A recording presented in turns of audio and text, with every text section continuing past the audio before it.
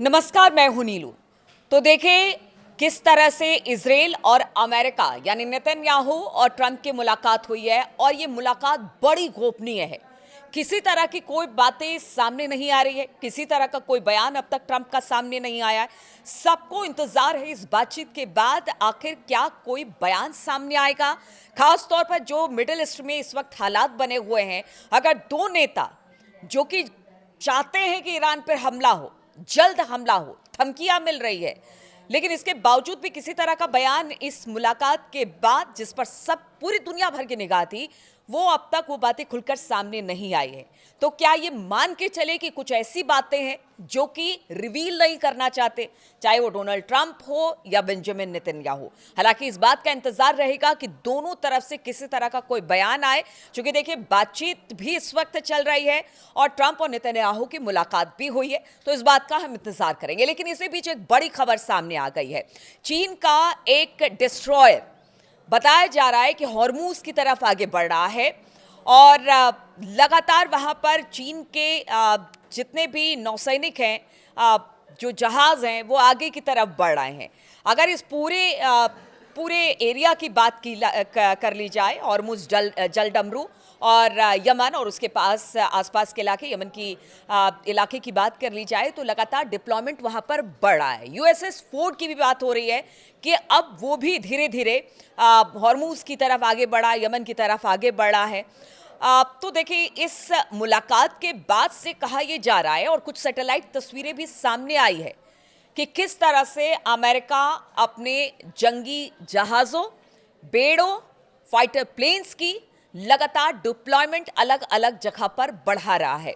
लेकिन इस बीच एक और खबर महत्वपूर्ण है कि अगर चीन का डिस्ट्रॉयर आगे बढ़ रहा है तो किस तरह से वो ईरान के लिए एक तरह से कह लीजिए कि सपोर्ट का काम करेगा, क्योंकि पहले ही अमेरिका ने कह दिया है कि आप ईरान के आसपास यानी अमेरिकी जो गुड्स हैं, जो उनके जहाज हैं, मालवाहक जहाज, उनको जाने से मना कर दिया है, किसी तरह से उलझने को मना कर दिया है। लेकिन जिस तरह से डिप्लॉयमेंट अमेरिका लगातार बढ़ा रहा है, बेंजामिन नेतन्याहू और ट्रंप पर दबाव बना रहे हैं, उससे तो यही लगता है कि हालात बहुत बेहतर नहीं है, युद्ध के हालात हैं। लेकिन बातचीत भी चल रही है, इसलिए कहा जा रहा है कि वक्त लगेगा, लेकिन जानकार बता रहे हैं युद्ध होगा। लेकिन अगर युद्ध होगा तो बहुत भयंकर होगा, क्योंकि इधर रूस और चीन ईरान के साथ है और ईरान की ताकत और ईरान की बातों से तो यही लगता है कि इस बार चाहे कुछ हो जाए, हमला ईरान पहले नहीं करेगा, लेकिन अगर हमला अमेरिका और इजराइल की तरफ से किया गया तो जबरदस्त तरीके से ईरान की तरफ से भी वार किया जाएगा। और इस बार ऐसा वार होगा ईरान की तरफ से कि फिर यह लंबी लड़ाई में तब्दील होगा।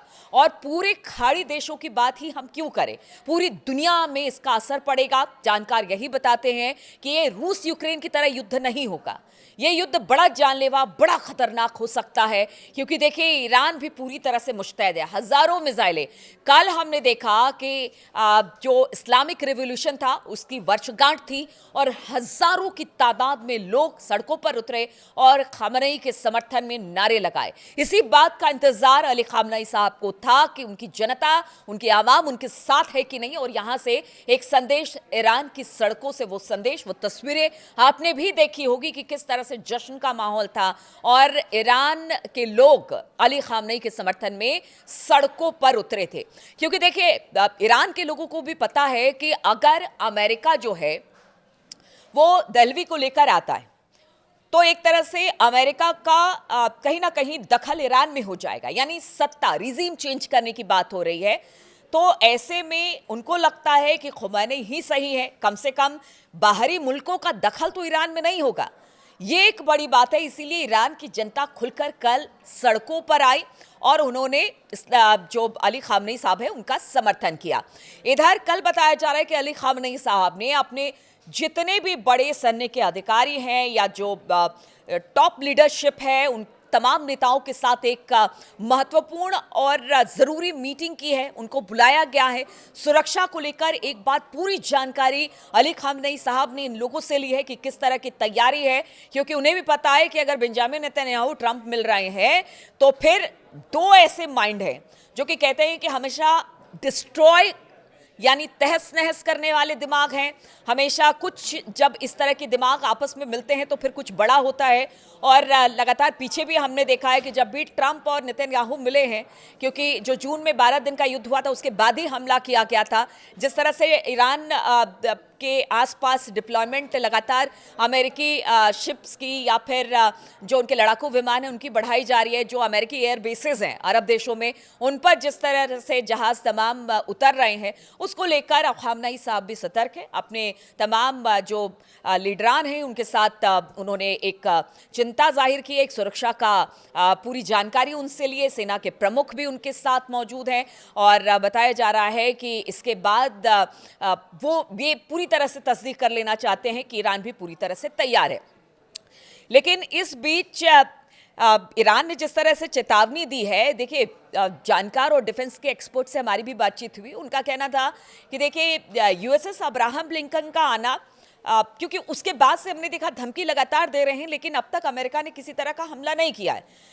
जो हमला करना चाहता है वो धमकी कभी भी नहीं देता, वो तुरंत हमला करता है। और ये पीछे का इतिहास बताता है अमेरिका का या इजराइल का भी।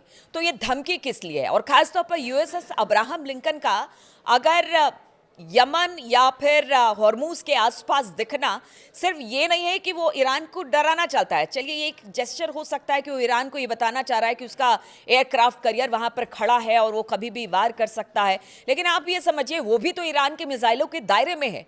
जानकार ये बताते हैं कि अगर वहाँ पर यूएसएस अब्राहम लिंकन खड़ा है तो वो कहीं ना कहीं जो अरब देशों में अमेरिकी एयर बेसेस है उसको भी प्रोटेक्ट कर रहा है, क्योंकि देखिए यहाँ पर भारी तादाद में अमेरिकी सैनिक भी मौजूद है।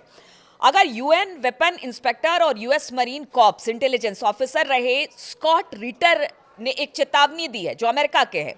उन्होंने कहा कि ईरान के पास जब चाहे इस इलाके का एनर्जी प्रोडक्शन बंद करने की काबिलियत है। ईरान यूएस मिलिट्री बेस को बहुत ज्यादा नुकसान पहुंचा सकता है, जिससे सैकड़ों या हजारों अमेरिकी सैनिक मारे जा सकते हैं। और ईरान इजराइल पर बड़े हमले कर सकता है, जिससे उसकी जिंदा रहने की काबिलियत कमजोर हो जाएगी और लाखों लोगों के लिए जमीन रहने लायक नहीं रहेगी। और साथ ही साथ उन्होंने ईरान की नौसैनिक ताकत का भी हवाला दिया। अब देखिए ग्लोबल फायर पावर की रिपोर्ट के अनुसार ईरानी नौसेना में इस वक्त 109 एसेट्स हैं, जिसमें 25 पनडुब्बियां हैं, 21 पेट्रोल वेसल है, 7 फ्रिगेंट है, 3 कॉर्वेट है और एक माइन वेलफेयर शिप शामिल है। ईरान ने पिछले साल समुद्र में एक हेलीकॉप्टर कैरियर को भी प्रदर्शित किया था जो समुद्र में ड्रोन के लिए ऑपरेटिंग बेस बन सकता है। ईरान अपनी फास्ट अटैक क्राफ्ट की मदद से हॉर्मुज जल डमरू मध्य में अमेरिका उसके सहयोगी देशों के लिए मुश्किलें पैदा कर सकता है। इसीलिए ईरान की ताकत का अंदाजा अमेरिका लगा रहा है और वो भी मानता है कि देखिए नेतन्याहू का दबाव काम नहीं करने वाला है, क्योंकि इसका खामियाजा अमेरिका को भी भुगतना पड़ेगा। इसलिए अमेरिका तुरंत इस पूरे मामले को लेकर किसी तरह का कोई फैसला नहीं ले रहा है। बातचीत हुई है, गोपनीय बातचीत हुई है, लेकिन अब अमेरिका के ही जो एक धड़ा अमेरिका का है वो समझाने की कोशिश कर रहा है कि बातचीत से ही समस्या का हल निकलेगा, ना कि युद्ध से। और ये सब मानते हैं कि युद्ध सही नहीं है। अगर खाड़ी देशों में युद्ध होता है तो आप समझिए सबसे ज्यादा किल्लत तेल की हो जाएगी और पूरी अर्थव्यवस्था यानी पूरी दुनिया की अर्थव्यवस्था पर इस पर असर पड़ेगा। लेकिन ईरान ने कह दिया है कि दो दो हाथ तो अब हम करेंगे। युद्ध कब होगा? जानकार ये बताते हैं युद्ध होगा आज ना कल। हमला तो अमेरिका और इजराइल की तरफ से होगा, लेकिन वो कब होगा अमेरिका और इजराइल भी इस बात का इंतजार कर रहे हैं और ईरान भी इसको लेकर पूरी तरह से अलर्ट मोड पर है। यानी कि एक इमरजेंसी के तौर पर उसने अपने सारे जो मिसाइलें हैं उनको तैनात कर रखी है कि जब हमला होता है तो उसका जवाब दिया जाएगा। लेकिन जो इस वक्त की स्थिति बनी हुई है, अभी तक बात सामने नहीं आई है ट्रंप या नेतन्याहू की तरफ से कि आखिर ईरान को लेकर वो क्या सोचते हैं। बातचीत नहीं बनी। लगातार अमेरिका ये कहता रहा है कि अगर बातचीत पर ईरान नहीं माना तो फिर हमला होगा। लेकिन सबकी नजरें इन दोनों की मुलाकात, ईरान में किस तरह से इसे लेकर प्रतिक्रिया आती है, क्या वाकई अब युद्ध की स्थिति बन गई है, क्या ये यही समय है जो कि नेतन्याहू कह रहे हैं कि यही समय है ईरान को खत्म करने का, नक्शे से मिटाने का। लेकिन वही ईरान का कहना है कि देखिए हम भी पूरी ताकत के साथ इस बार तो इजराइल को मिटा कर छोड़ेंगे। तो अब इंतजार इसी बात का है कि अब इस पूरे मामले को लेकर क्या कुछ तस्वीर सामने आती है। दोनों नेताओं के बीच यानी ट्रंप नेतन्याहू के बीच जो बातचीत हुई है उसका क्या सार है, क्या हमला होगा नहीं होगा, इसकी तमाम खबरें हम आप तक पहुंचाते रहेंगे।